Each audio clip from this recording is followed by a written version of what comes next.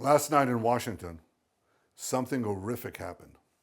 A brutal terrorist shot in cold blood a young, beautiful couple, Yaron Lischinsky and Sarah Milgrim.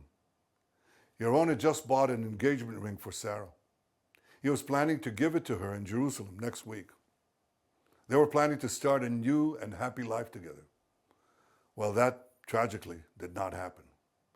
Yaron and Sarah weren't the victims of a random crime. The terrorist who cruelly gunned them down did so for one reason and one reason alone. He wanted to kill Jews. And as he was taken away, he chanted, "Free Palestine." This is exactly the same chant we heard on October 7th. On that day, thousands of terrorists stormed into Israel from Gaza. They beheaded men, they raped women, they burned babies alive, they butchered 1,200 innocent people and took 251 innocent people hostage to the dungeons of Gaza. A short time afterwards, Chancellor Scholz of Germany visited Israel.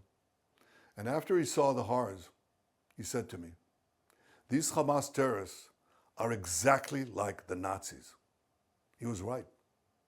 And if they could get away with it, these Hamas terrorists would have slaughtered every last Jew on earth.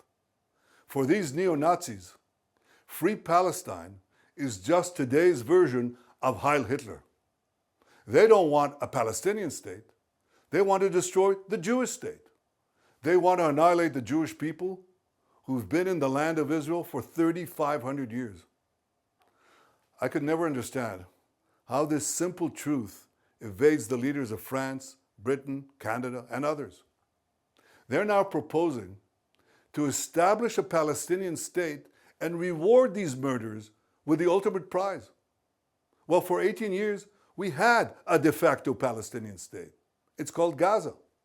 And what did we get? Peace? No. We got the most savage slaughter of Jews since the Holocaust. You won't be surprised to learn that Hamas thanked President Macron and Prime Minister Starmer and Trudeau for demanding that Israel end its war in Gaza immediately.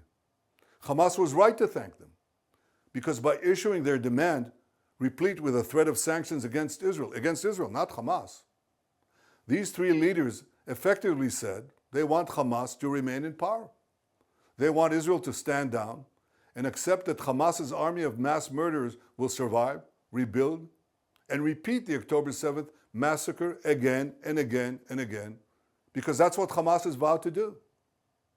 I say to President Macron, Prime Minister Carney, and Prime Minister Starmer, when mass murderers, rapists, baby killers, and kidnappers thank you, you're on the wrong side of justice.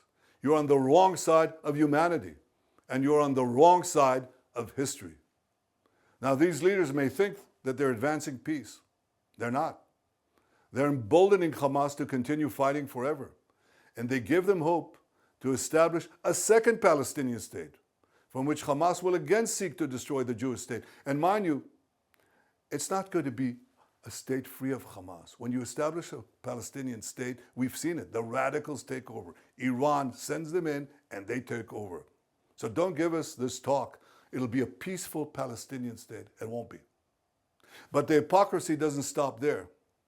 These and other leaders have bought into Hamas's propaganda that says Israel is starving Palestinian children. And not only is Hamas putting out this lie, a few days ago, a top UN official said that 14,000 Palestinian babies would die in 48 hours. You see, many international institutions are complicit in spreading this lie. The press repeats it, the mob believed it, and a young couple is then brutally gunned down in Washington. So here are the facts. Since October 7th, Israel has sent 92,000 aid trucks into Gaza. That's right, 92,000 aid trucks. That includes 1.8 million tons of aid. 1.8 million tons of aid. More than enough food to feed everyone in Gaza. Yet as we had let the aid come in, Hamas stole it. They took a huge chunk for themselves. The rest they sold at exorbitant prices to the Palestinian population. And then they used the money they stole to recruit new terrorists to continue their war against Israel. Our goal from the start was to get food to Palestinian civilians, not to Palestinian terrorists. So we consulted with our American allies. What do we do to prevent Hamas from looting the aid? Well, together we devised a mechanism to achieve this goal. American companies will distribute the food directly to Palestinian families. They'll do so in safe zone secured by our military. And this will allow us to complete our goal of destroying Hamas while enabling aid to reach the civilian population. We'll complete the construction of the first distribution zones in the coming days. Ultimately, we intend to have large safe zones in the south of Gaza, and the Palestinian population will move there for their own safety while we conduct combat in other zones and receive humanitarian aid there without Hamas interference. In the meantime, we authorized letting trucks enter Gaza to provide for immediate needs. Yesterday, I think more than 100 trucks went in. More will come in today. I tell you this, no army in the world has ever gone to such lengths to provide aid to the civilian population in the midst of intense combat. And Hamas, of course, opposes this. It shoots Palestinian civilians who want to leave for safe zones, and it shoots Palestinian civilians who want to prevent Hamas terrorists from looting the aid trucks intended for them. As for the hostages, we'll do every effort to secure them. I'm ready for a temporary ceasefire to get more out, but we demand, and you should demand, that all of our hostages be released and released immediately. And so should every civilized country demand this. We're in an intense seven-front war that was launched against us by Iran and its proxies. Sometimes in war, accidents happen. One such incident happened the other day in Jenin, and thankfully no one was hurt. Our military has expressed its regret over the event because we don't target civilians or diplomats. We target terrorists. Exactly the opposite of Hamas. They target civilians, ours, and they hide behind civilians, theirs. They use them as human shields. That's a double war crime.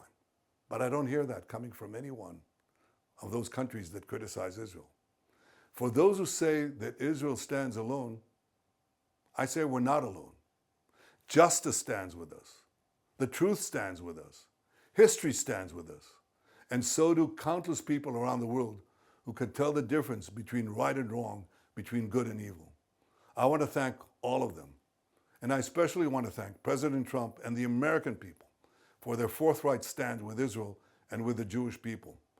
Together we stand, together we'll triumph, and we'll see the victory of civilization over barbarism.